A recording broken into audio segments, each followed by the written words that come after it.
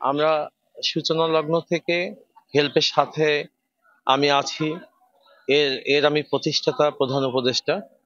তো আমাদের এই সংস্থাটা প্রতিষ্ঠিত করার পিছনে যে উদ্দেশ্যটা ছিল যে ব্লাডের অভাবে অসংখ্য রোগী, মুমূর্ষু রোগী মৃত্যুবরণ করে প্রতি বছর। এছাড়া ব্লাড যদি তারা পেয়েও যায়, তো দেখা যায় যে সেই ব্লাড গুলো কোনো মাদক সেবীর বা অ্যাফেক্টেড ব্লাডও হতে পারে। সেই লক্ষ্যে আমরা প্রাতিষ্ঠানিকভাবে যখন হেল্পকে অর্গানাইজ করি, তো আমাদের উদ্দেশ্য ছিল যে শিক্ষার্থীরা এবং যারা, যেটাকে আমরা বলতে পারি ফ্রেশ ব্লাড, যারা সমাজের মানুষের জন্য উৎসর্গ করতে পারবে, হাজার হাজার ব্যাগ এই 9 বছরের পথ চলায় আমরা মানুষের সেবায় বিনিয়োগ করতে সক্ষম হয়েছি। আমরা একটা সময় থাকবো না। আমরা প্রত্যাশা করি হেল্পের এই পথ চলা অনন্তকাল দীর্ঘায়িত হোক। বাকি আমাদের আগামী প্রজন্ম এই হেল্পকে এগিয়ে নিয়ে যাবে। এবং স্বেচ্ছায় যে রক্তদান, এর চেয়ে বড় কোনো মানবতামূলক কর্ম আসলে আছে কিনা আমাদের জানা নেই। ধর্মীয় দৃষ্টিকোণ থেকেও এটা অত্যন্ত একটি পুণ্যের কাজ। আমি মনে করি হেল্পের পথ চলা আরো বেগবান হবে। আগামীতে প্রজন্ম আরো হেল্পের সঙ্গে সম্পৃক্ত হবে এবং স্বেচ্ছায় মানব সেবায় এগিয়ে আসবে। হেল্প রক্তদানকারী একটি সামাজিক সংগঠন 2015 সালে প্রতিষ্ঠিত হয়েছে। দীর্ঘ 8 বছর পথ চলায় 9ম বছর পদার্পণ করতে যাচ্ছে। আমি শুভকামনা করি এই সংগঠনটি সামাজিক কার্যক্রমের সঙ্গে যুক্ত, মানবিকতার সঙ্গে। বিপদগ্রস্ত রোগীদের অনেক সময় রক্তের প্রয়োজন হয়, এখানকার সদস্যরা অনেক সময় এখানে সহযোগী যারা আছে তাদের সঙ্গে যোগাযোগ করে এই ব্যবস্থাপনা করে।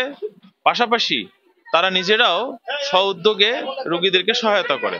আজকে আমাদের প্রায় 300টা বাচ্চার মতো যারা আছে এখানে, তাদের প্রত্যেকের ব্লাড গ্রুপিং হচ্ছে। আমি অনুরোধ করব হেল্প সংগঠনকে এদের মোবাইল নাম্বার, এদের বাবা মায়ের মোবাইল নাম্বার সংগ্রহ করে এদেরকে ওই সামাজিক সংগঠনের সঙ্গে যুক্ত করে মানবিকতার দ্বার উন্মোচিত হবে। হেল্প বিনামূল্যে রক্তদান প্রতিষ্ঠান একটি সামাজিক ও অরাজনৈতিক সংগঠন। এটার প্রতিষ্ঠাকাল হচ্ছে 2015 সাল।